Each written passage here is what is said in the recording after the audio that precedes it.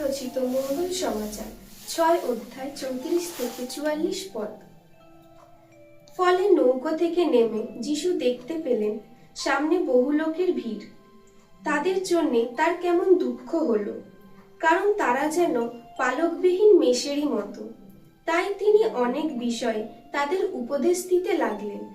পরে বেশ বেলা হয়েছে তখন শিষ্যেরা তার কাছে এসে বললেন, জায়গাটা বড় নির্জন আর বেলাও অনেক হয়েছে, এবার আপনি বরং ওদের যেতে বলুন, যাতে ওরা আশেপাশের গ্রামে বা পল্লীতে গিয়ে নিজেদের জন্য কিছু খাবার কিনে নিতে পারে। উত্তরে যিশু তাদের বললেন, তোমরা নিজেরাই বরং ওদের খেতে দাও। শিষ্যেরা উত্তর দিলেন, আমাদের কি তাহলে ২০০ রূপোর টাকার রুটি কিনে এনে ওদের খেতে দিতে হবে? যিশু তখন জিজ্ঞেস করলেন, আচ্ছা, তোমাদের কখানা রুটি আছে? একবার দেখে এসো তো। তারা জেনে এসে বললেন, রুটি ৫খানা, তাছাড়া ২টো মাছও আছে। যিশু তখন শিষ্যদের নির্দেশ দিলেন যে সকলকে সবুজ ঘাসের ওপর যেন আলাদা আলাদা দলে বসানো হয়। লোকেরা ৫০ ও ১০০ জনের একটি দল হয়ে সারি সারি বসে পড়ল।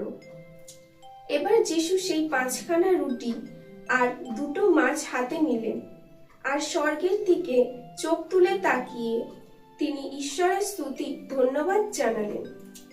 তারপর রুটিগুলো ছিঁড়ে টুকরো টুকরো করে লোকেদের পাতে দেবার জন্য তার শিষ্যদের হাতে তুলে দিলেন। মাছ দুটিও তিনি সকলের মধ্যে ভাগ করে দিলেন। তারা সকলে খেলো, পেট ভরেই খেলো। তারপর শিষ্যেরা রুটির টুকরোগুলো কুড়িয়ে নিলেন। ১২টি ঝুড়ি তাতে ভরে গেল।